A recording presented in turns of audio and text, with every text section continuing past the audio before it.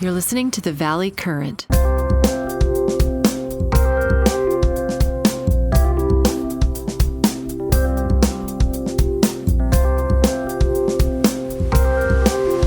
Hey, David, how you been? So glad to reconnect with you because I've been enjoying reading your stuff about the Segmented World Project, and I've also been enjoying reading your book. It's kind of an interesting novel. And so you're kind of a very Renaissance person. And of course, I've been interviewing various people about things that are going on in various parts of the world beyond Silicon Valley, like China and Russia, and now I guess Israel. And it just seems like conflict continues to brew. And you talk about this. So, just give me a little bit more background so people listening can know more about who you are, because to me, you're kind of one of the smartest people on the planet about what's going on in the world today.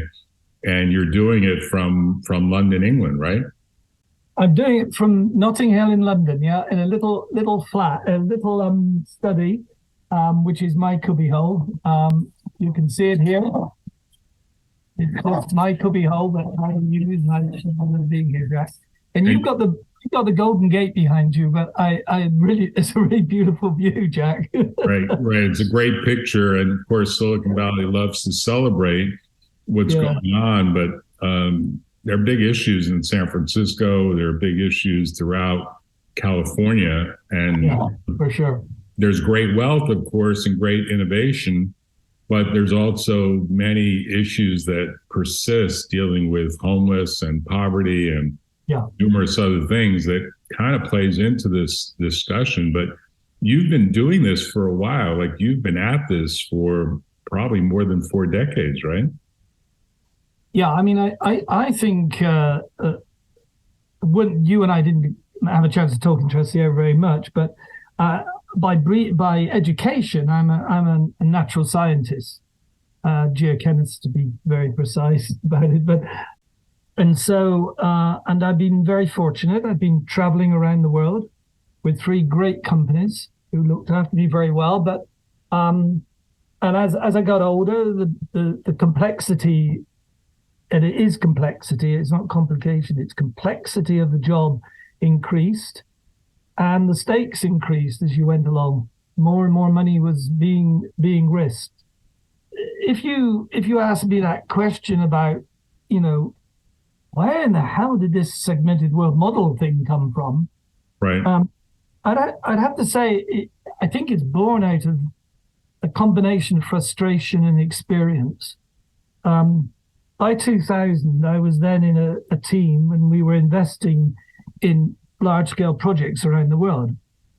Now, what I mean by that is that they were often places I didn't understand, like Ethiopia, for instance, was one. But the problem is, when I say large-scale, it wasn't just lots of bucks, and there were lots of money being spent, but it was the longevity of what we were doing. So the last project actually was in the UK, and it was a project which is $1 billion investment, and with $3 billion for development. Now, I tell you that, Jack, not to impress you, but I tell you it because it's a hell of a weight of responsibility. Mm-hmm. What's interesting about that project is the cessation date was 2046. Wow. So, this is the nature of these giant energy projects. They span a long period of time. So what you do, of course, is you stochastically model the thing and you try to mitigate your risk as much as possible. But ultimately, you sit down with your board colleagues and you all have a view of the future. That is where the segmented world model began. Now, can I just put a break in here a minute? Because I got some pictures that I want to flash up. Okay. So tell us more about this collection of things that you call the Segmented World Project. So if you have a look here, you can see you got the slide that says perceptions of economic development. Right. That represents very much the views that you will get around a board. And the yellow one reflects the fascinating motto of your podcast, actually. It's optimistic. It's, the future's going to be okay. But notice the word I use, growth. People will be astounded at that. But there is a belief that the world will continue to grow. And that's one of the big issues that is about to be contended as we talk about the segmented world. Then there's the other one. And remember, I worked with a great bunch of guys in Japan for 2 decades. But they can be pretty gloomy. They can be pretty negative. And that's the red one. That's the really, gloomy and downcast. And that leads to a perception that the world's going to collapse.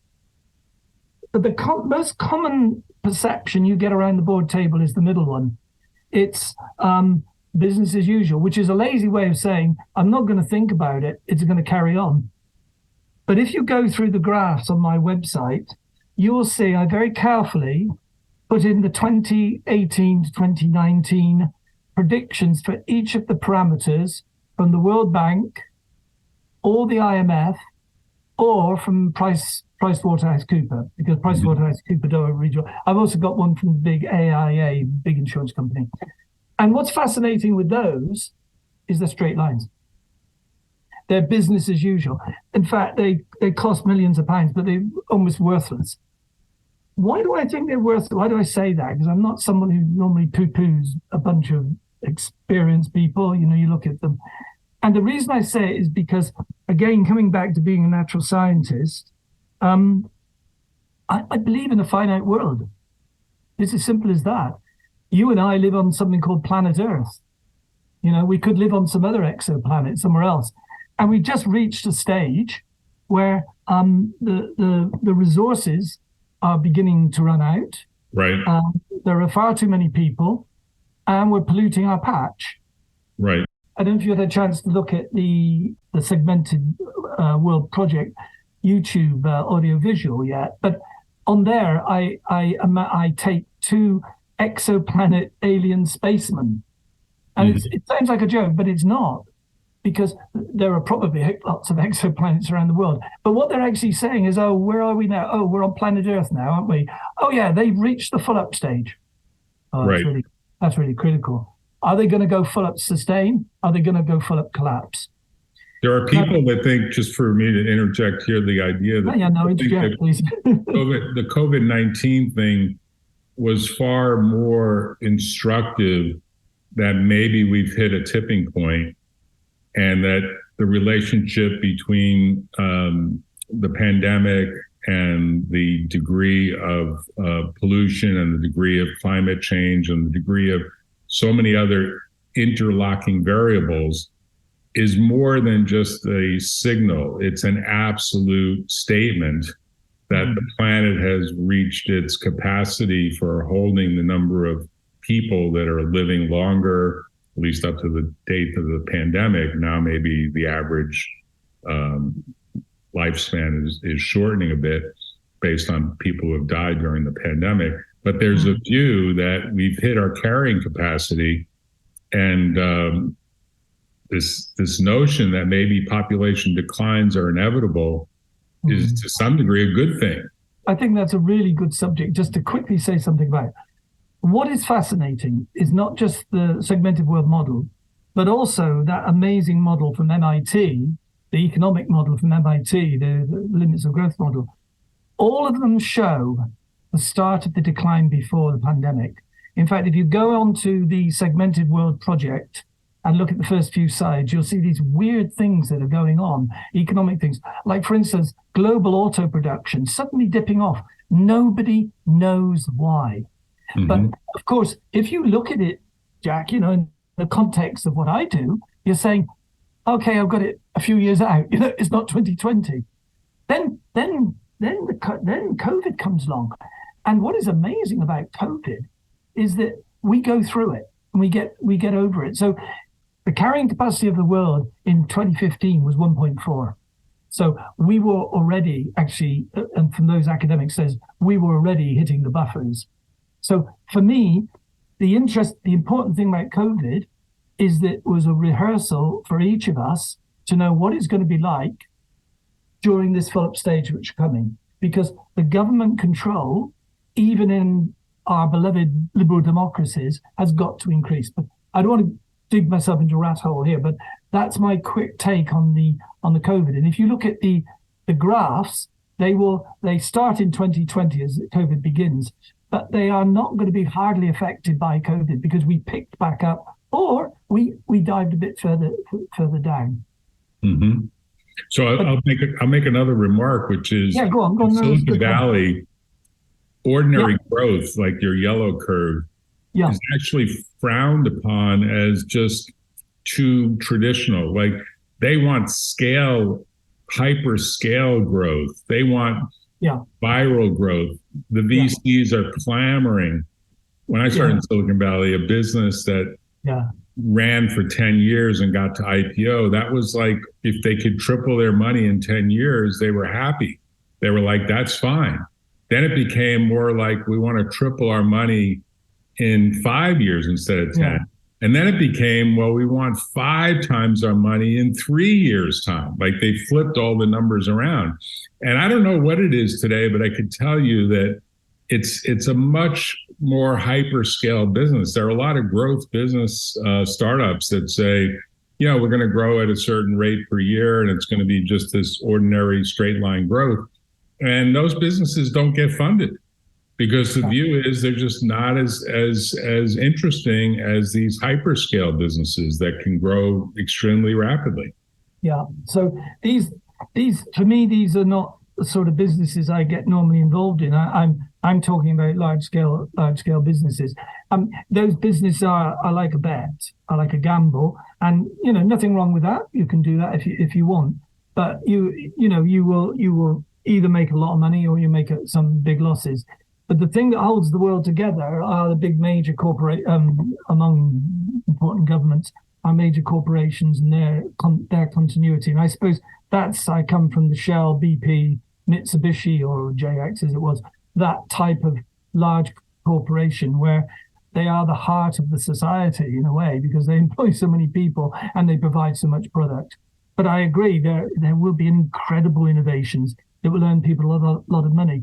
But I just a few days ago watched the movie called Blackberry. I don't know if you've seen it. It's really worth watching. And that's a good example of where something comes and something dies. Oh, it's about the phone, about the BlackBerry phone? Yeah. It's called Blackberry. It's really worth. You should take lead there and watch that. That's okay. I know them. Yeah. I mean, they were shocked by the way in which the iPhone just wiped them out almost like literally overnight. So when I look at these curves, and I impose on this in a minute, what's going on with the segmented world, probably my audience is the bigger players. Right, bigger players making bigger bets for longer periods of time, bigger financial bets, right? Yeah, but sometimes not making the bets very well. Mm-hmm. My alma mater, which is Shell, of course, invented scenario planning, so that brushed off on me. And Shell does everything through a sort of multiple outlook and has an extremely sophisticated way of doing it. But I can tell you that is not the norm from my experience. But what I wanted to say to you was that when I look at that graph, in a finite world, you can't draw straight lines like that. It isn't what a finite world in the full up stage is going to be like. Right. So when you look at this and look at the drivers behind this, how does innovation play into this story? Because clearly innovation continues, right? So one of the most important things probably the most important thing in the model is that concept of a finite world, which means, as I said before, too many people creating too little resource and polluting the planet. And so in that phrase, I've used 3 words: pollution, population, and resource. And those are what I call the 3 drivers. And the way in which the segmented world was built up in my own head was to say that unless we deal with those 3 drivers, they will form, and this was me speaking maybe 10 years ago, they will form an unholy alliance, and certainly an apolitical alliance, which will be a threat to our existence.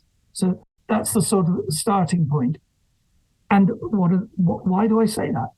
Because when you look at those 3, population, pollution, resource, they have got some pretty unpleasant qualities. One of them is, of course, we created them but we are not to blame. No individual country is to blame for it. We are all responsible for it.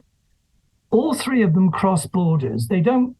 Climate change doesn't lie within India. Some people like to blame India or China or something for China climate change. It's everybody's problem. Right. And when you begin to look at it that way, you come around to saying, so how do you solve it? And you say, well, you will only solve this problem if you step up the degree of global cooperation. The big picture theme is that supposedly human beings are evolved or do evolve around principles of cooperation rather than principles of competition. But if we look at the world today, it's not obvious that that's what's happening between nations. Maybe between neighbors and maybe on a family type basis, there are levels of cooperation. But if you look at the bigger picture between the United States and China, Russia, the United States versus Russia, North Korea versus the United States, all of these different relationships that are very frayed at best, right? But I'm a Darwinian in this case, because the market only works if we have competition. We've got to have competition. But just because you and I may be competing for something, may go to the supermarket and rush to buy something, but we're still friends. We still get on together. And we're particularly friends, Jack, if we know we've got a common threat. Right. And as you know, I've been writing quite a lot about Biden and Xi recently. Right. Because I maintain the view that Biden and Xi do have some understanding that these three drivers are horrendous and they are going to cause problems and they've got to be solved. So let me come back to your point. The second parameter is the degree of focused innovation. And by focused innovation, I mean innovation that solves some of the problems that we're talking about. Mm-hmm. And it's not very sexy stuff, but it's absolutely vital. Unfocused innovation, I'm sure you know what I mean by that. It's yet another iPhone. I've just got a new iPhone. It's cost me £1,000 more than I remember paying for my very old one, but it doesn't do anything, really doesn't do much different. It's an incremental improvement on the camera, which you probably don't use that much. No. Right? You're talking about the iPhone 15, right? The Model 15, the latest version. I got the 14, but 14. But the battery, why I bought it and I paid, hundreds of quid extra, was because of the battery. That's the only incremental. So what we're talking about is probably business doing the stuff that is going to need some long-term research. It's not going to be like the company you just described. It's not going to give a quick return. But the world needs to get together on these projects. And that's what I mean by focused innovation. So let me just ask a sort of separate question, which is, when you look at the introduction of a battery electric vehicle, sometimes called a BEV, such as a Tesla, there's now almost everyone is getting in the game. Those big oil and gas projects that go out, $4 billion later out to 2046, do they factor in things like a world in which solar power and electric vehicles change the demand for oil and gas, or do they just assume those things are going to be a flash in the pan and aren't really going to change overall demand, and it won't be much of a difference going forward? The last investment I did was 2013. Absolutely, the demand curves were if you take the four out, we're jumping ahead a bit, but if you take the four world outcomes, segmented world model, all four of them have got different demand spike curves, of course. But whichever one you take, the energy transition needs oil, and even in the most optimistic case, which is called the emergent world, we still have 20% oil is still needed for the energy mix. Right. So, but the answer to your question is, roll on 10 years from when David Nash was doing this. Oh boy, you bet they're taking that into account. But they're still investing. They're still investing, and they're still understanding their risk and spreading their risk in a more clever way. Okay. So tell us more about this sort of set of slides that you put together, because they look quite interesting. Yeah. So what I was going to say was that, okay, so we have a threat, which is the threat of the three drivers: of population, resource, and pollution. So and these are threats which require cooperation and they require innovation. Right. What do we do as human beings when we're threatened? Normally, what we do is we run away or we fight. Right. Fight or flight are the two. But roll back to the earlier conversation you and I were having. We've reached the full up stage. And another way of expressing the full up stage is to say, as I wrote recently, full up, it doesn't mean we're all standing on each other's shoulders, quite clearly. But what it does mean is that you can't come to the United Kingdom without a visa or something, or you can't stay here more than a long period of time. I can't do the same in the US. And I discovered after the blog last month that even if you go to Antarctica, I did name Antarctica as the one country you can still go to, but you can't. There's an international police force that will throw you out. So the point I'm trying to make there is there's nowhere to go. You flight, the natural response of the human being is out. The other one is fight. Okay, I'm suffering because of these three drivers. I'm going to grab some extra land. We only need to look at the mess the Russian Federation's got themselves in, and very soon the mess that Iran's got itself into with this attack by Hamas. It just doesn't work in a full-up planet, because not only is there military deterrence, there's nuclear deterrence as well. The idea that that there's going to be superpowers fighting each other, we've already seen. Even Putin, who is unhinged at times, even he is restrained by the nuclear threat. So we cannot fight and we cannot flight. And if you go to your psychology books, they offer you you go to freeze. You go to freeze next, right? You got it. And actually, I had to I realized that myself, but I had to go back and check it, and there it is. It's called freeze. You're driving along the highway, in the middle of the night. You've got your headlights on, and the rabbit comes towards you. Right. What's the rabbit do? He runs away. Well, that's out. He might innovate by jumping over your car, but more than likely you're going to kill the damn thing. So because rabbits in particular freeze. Right. Human beings don't freeze. They freeze, but they do something. And that brings us on to, actually the slides are out of order. Mm-hmm. If you have a look at this slide, I now have a situation where we are in full up decline, we're in freeze, created these 4 reactions on a Boston square. In other words, you can deny it. The rabbit can say to itself, you're not there, in which case you get run over. This one, you're aware, you know it's there, but you don't know what to do. Right. You might also get run over. This one is where you're aware, and we have to get away from the rabbit analogy now, but you're not cooperating. Right. You're going to still do it yourself or with a group of people. And then you have this one here where you're aware and you work together. What this reminds me of by analogy is when couples have a marriage in trouble, they either deny it and try to sort of stay in a stagnant marriage. There's lots of marriages like that. Or they're aware of it and they're anxious about it, but they don't do much. They just live in a world of anxiety about when is someone going to take some action. Or they engage in a very contentious relationship that's uncooperative that eventually leads to divorce and separation and divorce, and sometimes with good co-parenting, sometimes not.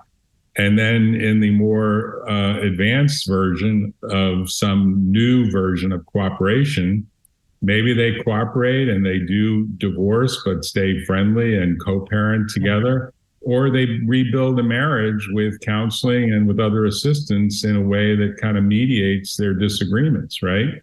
I mean, there's an analogy there, right? I hadn't thought of that, but I think it's a very good analogy. Why? Because you can get it to relate to everybody.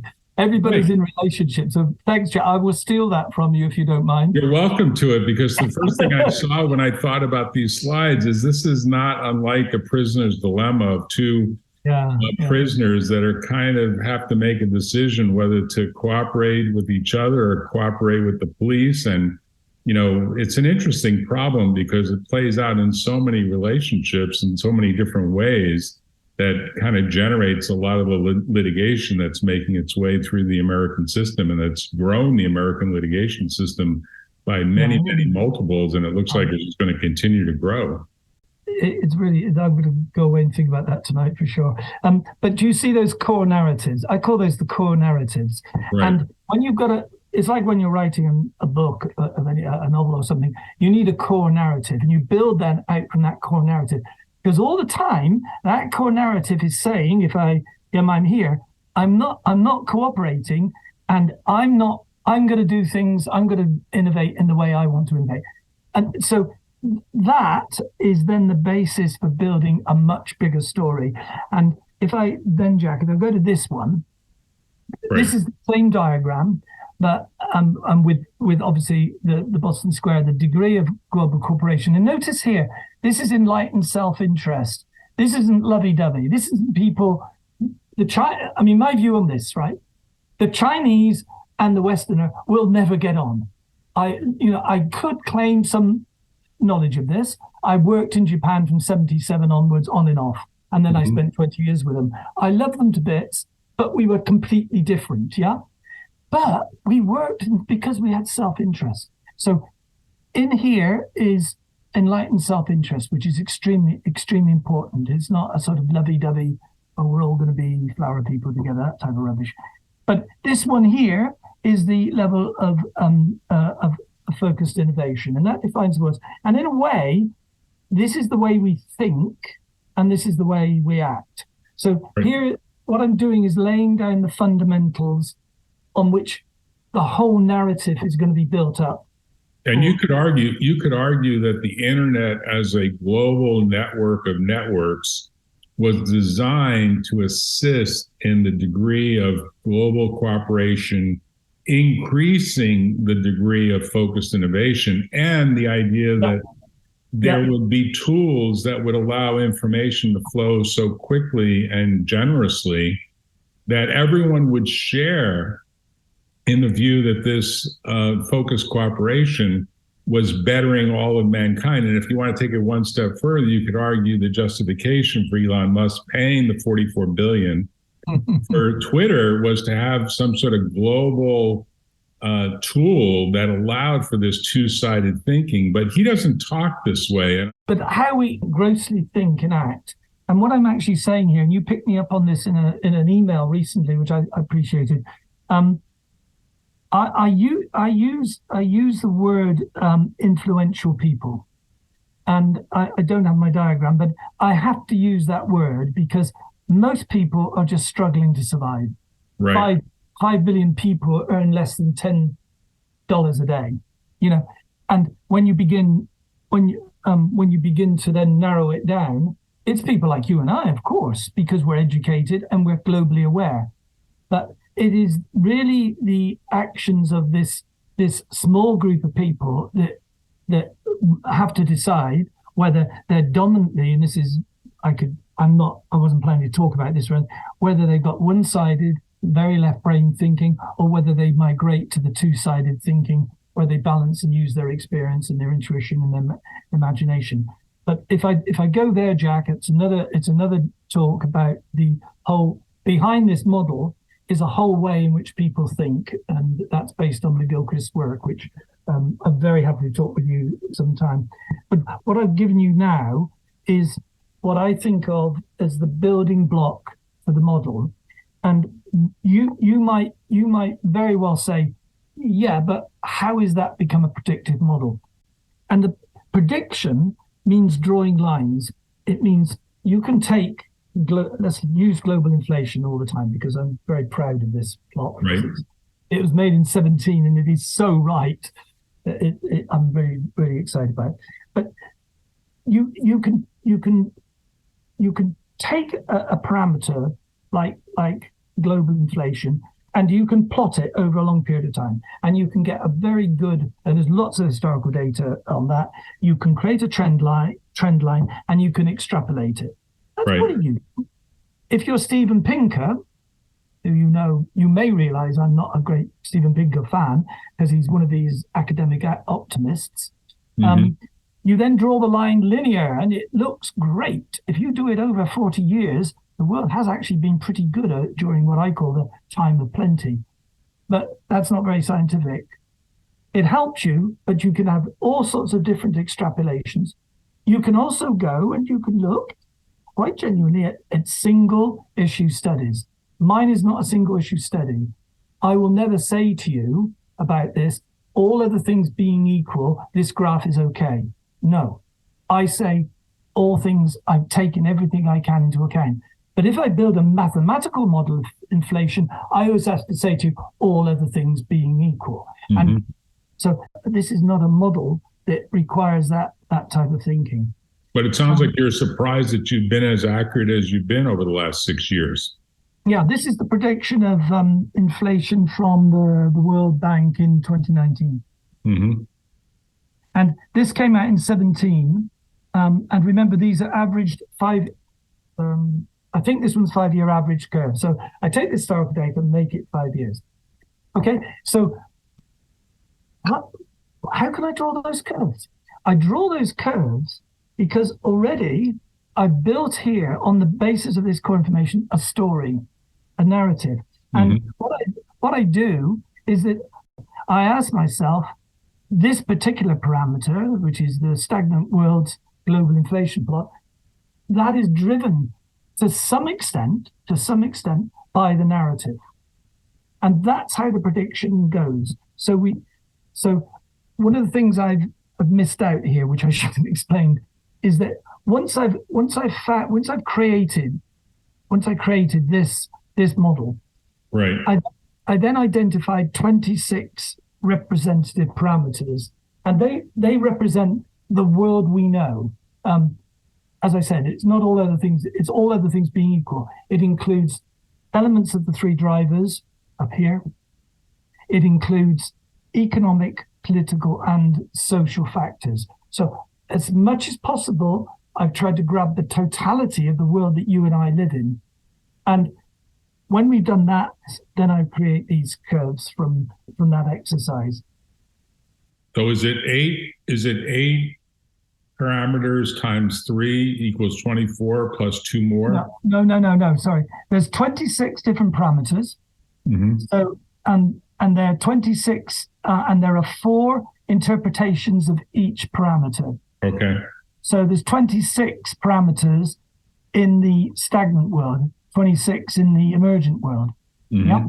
And they appear out here. And this is the next interesting thing, is that every 5 years, I actually measure that parameter.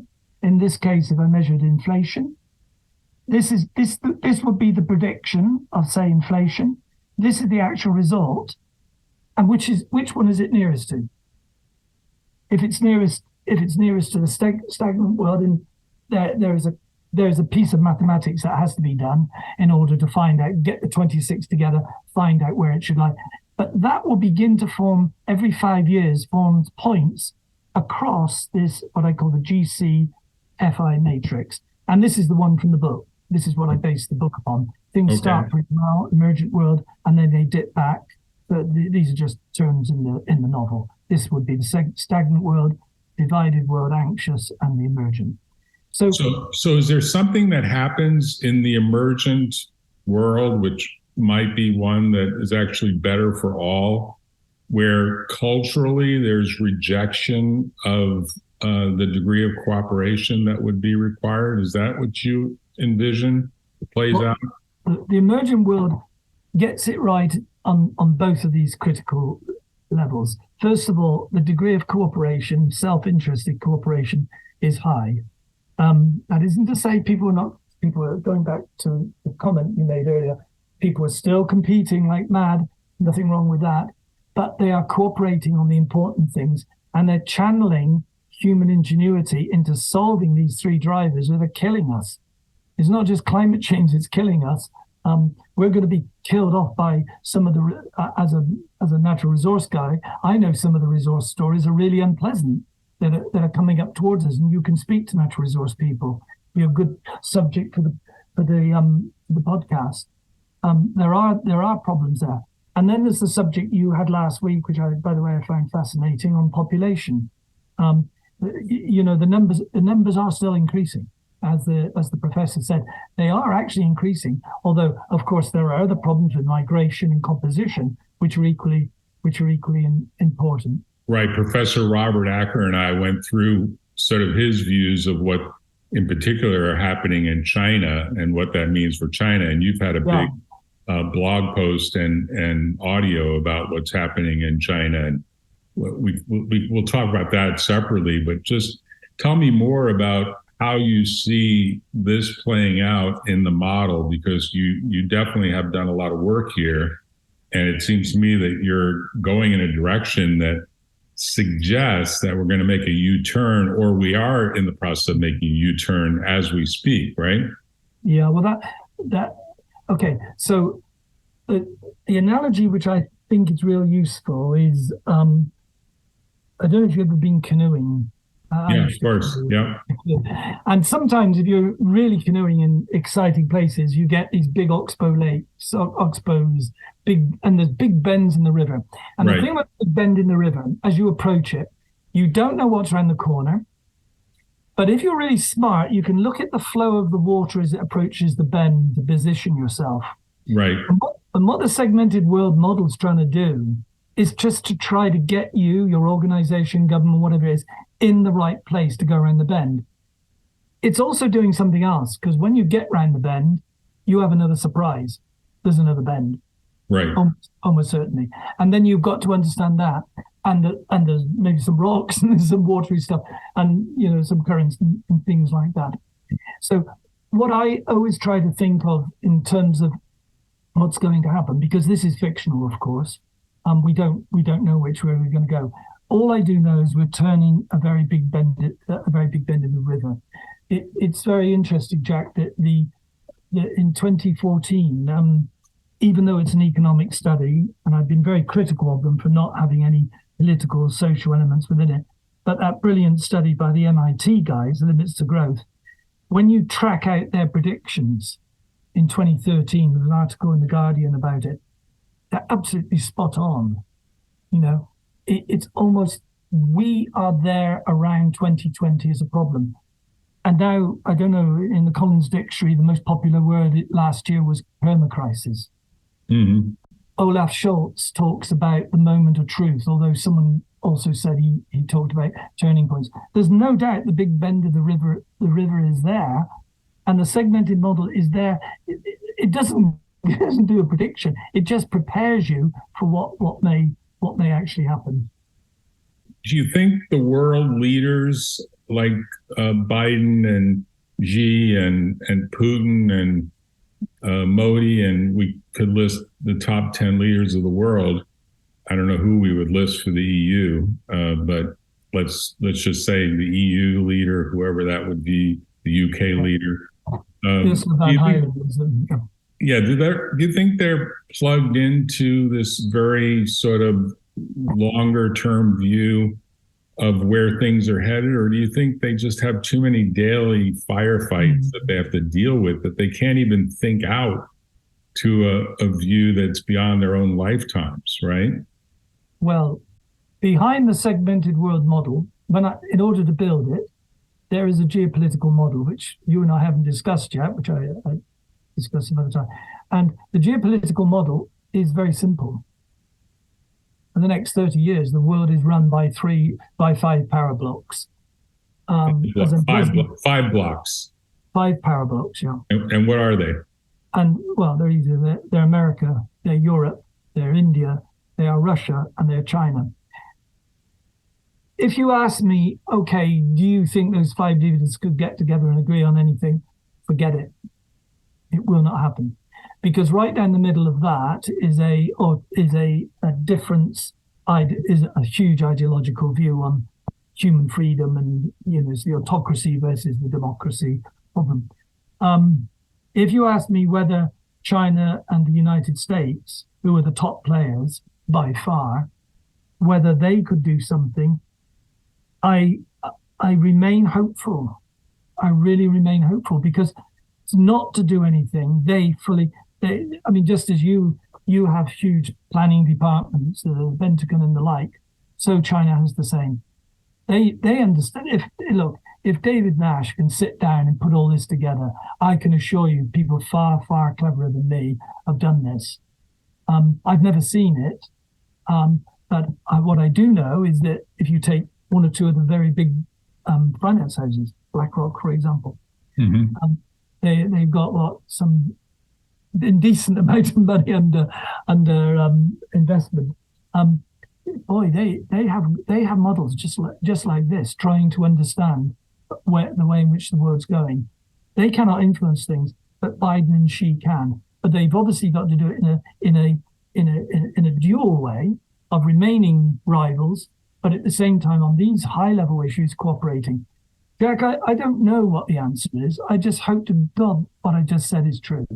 Right. Because if it's not, then have a look at the divided world, have a look at the anxious world, but most of all, keep a close eye on collapse, because that's what will happen. Right. I mean, everyone would probably agree that a world that's collapsing should be avoided. And everyone would probably agree that there's got to be some cooperation to deal with pollution for sure. They're less obvious as to how they deal with population, because trying to manipulate population, obviously migration policy, immigration policy becomes pretty important. But when you get to this bigger vision, almost like, hey, there are Martians that will attack and control us as though we're a colony. So we have to have a joint force, and we have to start cooperating towards a common enemy. No one's buying that view. No one's buying into that view of a common enemy to justify a higher degree of cooperation. That just isn't happening, right? Got it. Absolutely right. Wouldn't it be nice if little green men were detected? Right. Because that would bring us together. You can see in Israel at the moment, suddenly all the differences between the Netanyahu and the opposition are forgotten, and that would happen on a world scale. That isn't going to happen. And what is the problem is that the three drivers are too nebulous.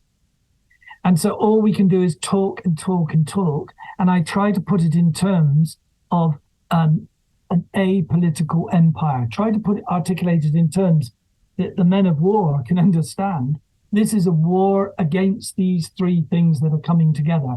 And you can begin to see the benefits when we do unite. If you take the response to climate change, which is beginning to have more manifestation than anything else, that is bringing about a revolution in China, which is going to be the manufacturer of a lot of the green goods. I don't care who produces the green goods, providing they can produce something that outperforms in terms of return the oil and gas. But until it does, oil and gas will remain to pollute the atmosphere. But right. I have no illusions that my hypothesis that there is an apolitical force out there, and you can read the YouTube thing where I make a big pictures of it and all.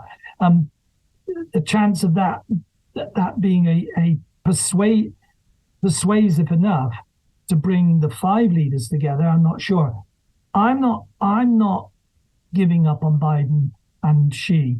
And I would say to you, Jack, it's very good news that talks are taking place, that Xi will come to San Francisco for the APEC meeting in November. Right, that's scheduled. If he doesn't, you and I will have another chat, because I will be expressing a lot of concerns. Well, we'll have another chat either way, but why don't you tell the audience how they can access the model, because you are making all this data and information freely available.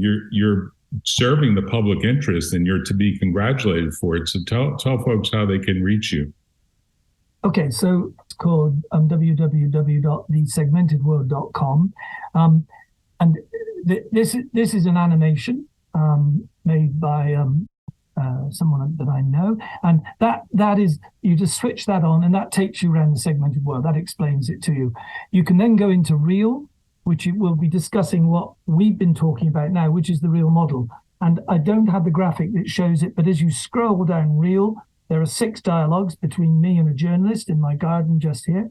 And that, again, goes into the details of the model. And right at the bottom are all the graphs. By the way, also all the scenario charts, which are a summary of the detailed narratives. And they put them on charts rather than write it as a long book. It takes too long. But so, you're giving all this away. You don't sell it. You don't make money on it. You're not advertising. There's no advertising on your site. So you're doing this in the public interest, right? Well, I'm not interested in. I'm more worried about the big bend in the river than I am about David Nash's bank. My bank balance is okay, so I don't need a lot of money. Right. No, but it's a fair point. I think you've got to be very careful actually when you go onto a lot of these sites, because automatically you almost get signed up that people have got to pay. And I've made it very clear also on Substack, which is my blog. That's all absolutely free as well. I can't give the book away free because the fictional book series, because they cost a lot of money to publish who wants to. Right. So tell us more about the book, because you should get more readers of your book, because it is introducing something in a way that's both entertaining, fictional, but has some bit of truth in it, right? So if you click here, which says fictional, you get this screen, which in fact you can order the books. This is the book that's already published, which is The Path to Philip's Key. So the thing to say, why do you go and write a fictional book? Sure, it's enough to do the real model, and that the model that you see, the real model that you see, gives you generics. It gives you trends. It doesn't fill in the details. It doesn't give you what I call the specifics. Because after all, that's for you to do. I'm not imposing this model. I'm giving you a frame. You've then got to say, yeah, but I think it'll end up like this geopolitically, or I think this is the way inflation will go. So it doesn't give the specifics. It doesn't explain how it will affect you, your country, your government, whatever. However, what I do think is important is that people, when they're going through this exercise of developing their ideas on the future, they need to use their imagination. And I hope this book series, it's a five book series called the Segmented World book series. What I've actually done is I've taken this scenario, and book 1 goes from here all the way around here to 2050. That's the whole of book 1. So you get from the year 2000 to the year 2050 in book 1. Right. The other 4 books are all here in 2050. What's it like? This fully segmented, by the way, is the stagnant world. What is it like in a divided stagnant world? And the theme of the book is that there are 2 guys, one a visionary and one a cross between Tim Cook and Elon Musk, if you could imagine that. Mm-hmm. His name is Nick O'Grady. Mm-hmm. And these 2 guys get together because eventually the business guy isn't always convinced. He wants to make money and things, but eventually gets it from the visionary guy. And what they do is they create within this world, which is in trouble, they put together a template of the emergent world. And if I say much more, I'll ruin the book. So the series. But that's what the book is about. So it's a way of saying to people, look, use your imagination, build your own story up from this about how you see the world. And then go and ask yourself, should I have a pension? Should I go and live in that country over there? Ask yourself all the really nitty, should I buy a house? And, should I borrow a lot of money? Go and ask yourself the real important decisions. And when you go into work the next day and they pull you into a board meeting, ask them, why are we running this on a single scenario? Why are we not looking at all sorts of options? And can you explain to me, sir, why are you not explaining why you made that decision, why you think things are so positive or so negative? Right. So let me put up the book as it appears on Amazon. Oh, really? Oh, yeah, it's readily available, and it's part of a series. So this is what you call book 1, The Path to Philip's K. And Amazon has it, and I guess it's also an audiobook, right? It's on Audible. Michael Maloney reads it. The actor writer Maloney read it for me. That's beautiful. So you both have the Kindle, hardback, paperback, and the audio for those who, like me, like to exercise while you're listening to books like this. And you've got book 2 and book 3 in the works, right? Yeah. Book 2 is finished. The great news of book 2 is finished. This is actually book 2. And once I produce that, I really have written the book, because this is the detailed contents and chronology that the copy editor will. I'm curious about how you do your writing, because you've got your cottage there in Nottingham to do your thinking in. Do you dictate it? Do you type it? Do you write it out longhand? What's your approach? No, I'm an incredibly inefficient person. Mm-hmm.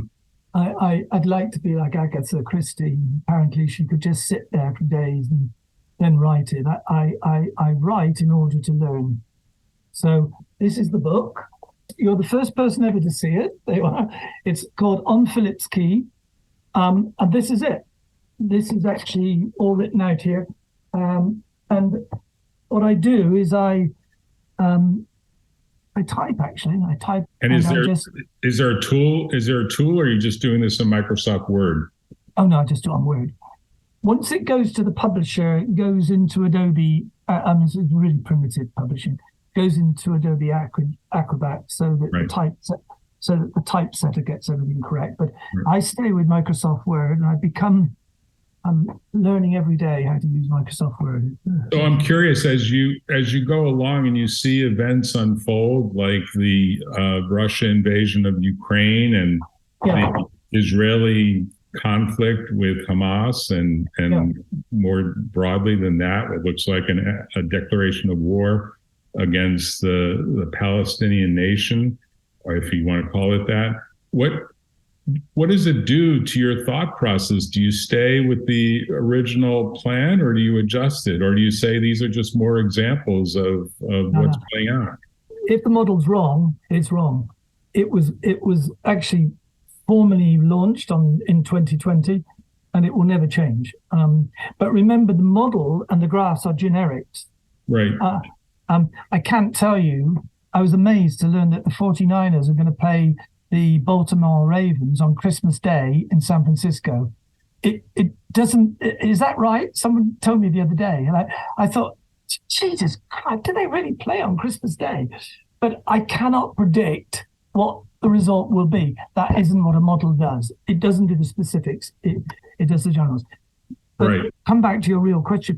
What I do is I do the monthly blog. And the monthly blog really does take things that are happening, and I try. And do you remember that big bend in the river where you're looking down in your canoe and you're seeing these riffles of water? You're saying, I think I better go this way, or better go that way. I don't change the model, but I interpret: is it going towards divided, or is it going towards stagnant or emergent? And you will see in the last blog where I took some scenario charts and I put 2 issues, one on immigration and one on oil development, onto the scenario charts and showed where those statements by people which range from the head of the Green Party to our Prime Minister and to our Home Secretary and to the head of the senior most diplomat in Europe, where those sit within the model. And so if you're taking the blog, what you are getting is me reading current events and saying, well, those look as if it's pushing in that direction. But the totality of where we are on that GCFI matrix, it'll only be told, and when I've gathered all the data together from 2020 to 2025, plotted it all, done some mathematics, and worked out where the dot sits, Jack, where it sits on here, yeah? Yeah.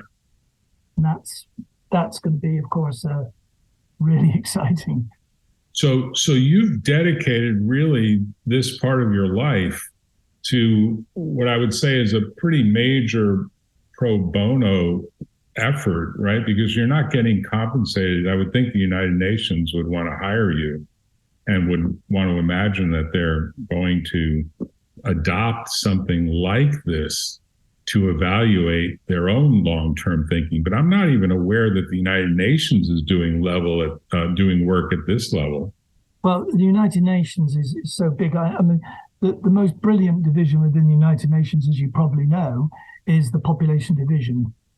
They are so good that when I do anything on population, that's the one exception to the 26 parameters, Jack, where I really am using that data very strongly. My narrative has some core, but it's such a no, I don't know, but I have given talks to businesses, insurance business, for instance, and I've talked to them, but it's a matter of the head man wanting to structure his thinking about how he sees the future. All you're actually doing is you're not dictating how things should be.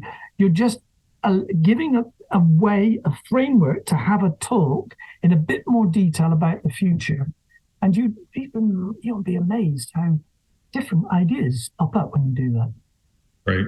You sound fairly optimistic that Xi and Biden, or Xi and whoever is the next candidate, probably Biden, although people are saying maybe not Biden. I don't know. I mean, it's an interesting problem. He is getting older. Xi is getting older as well. And all of the potential other candidates are generally getting older. And so the question is, you're still relatively optimistic that will be a greater degree of cooperation over time than conflict, I suppose, would be the other opposite end. Yet, obviously, many people look at this world and they wonder whether it's much worse, right? Yeah, but all I'm saying, Jack, is that that could be a terrible mistake to say that it's worse, because you've got to go back to where we started this conversation. You and I, and the rest of the human beings, we are on a planet which has reached a unique stage. It's not a cycle or super cycle or anything like that, which some people say, oh, it's a crisis. No, it's a planet that's full up. And now we have to make a decision. How that imprints itself on the global mindset, the mindset of the influential, I don't know. I'm hoping against hope that there are people, powerful people, that recognize that cooperation has to be a very large part of what they do politically in their lives. Well, let's hope so. Thank you for coming on. We'll do it again, David. Thank you for this. And I did confirm that, yes, at 5:15 on December 25th, 5:15 Pacific time, 8:15 Eastern time, late your night on Christmas Day, there literally will be a game between Baltimore and the 49ers. So, yeah, there is no holy day anymore, so far as football is concerned. I was amazed, but I can't. The segmented word model won't make you any money on that one. That's true. Well, thank you, David, for coming on. I appreciate you spending your time. Good luck with the second book and the third book, and we'll definitely get together again. So thank you again. Because Silicon Valley is a place of innovation, in some cases, very focused innovation. And innovation continues to disrupt and drive things in interesting and different ways. And we'll see how this plays out, because Silicon Valley is sort of an input to some degree into your model and the innovation that comes out of it, right? And I've got some ideas of people that I think you would find interesting to talk to as well. Absolutely. One of them is an 88-year-old, I think, actuary, American actuary. She is the most amazing woman I've come across in terms of understanding energy. And I'm very happy to send you her details. I think she would probably be delighted. Oh, I would love to talk. I particularly love to talk to people like you with great wisdom, because they come to the table with far more practical knowledge and wisdom than academics have. Academics are okay, but the reality is they're often grounded too far in theory and not really touching the data, and not really experiencing the data, and not really telling a story about the data. And you do all three in a marvelous way. So I highly recommend your book, and now your books, plural, and the whole series, and your blog, and your podcast. So you're doing a lot here with very little. So I think you're extremely efficient. You should not denigrate all your productivity. I think you've done far more than most people in a very pro bono public interest way. So you're to be applauded, and I do applaud you. Thanks, Jack. If you and Lee can make it to Greenland with us, I'd love to show you the area I spent 2 field seasons. Oh, good. That's cutting the rocks. That's a great invitation. So we're going to take you up on that. Anyway, we'll talk again. We'll talk again. Sure. Bye-bye. Bye.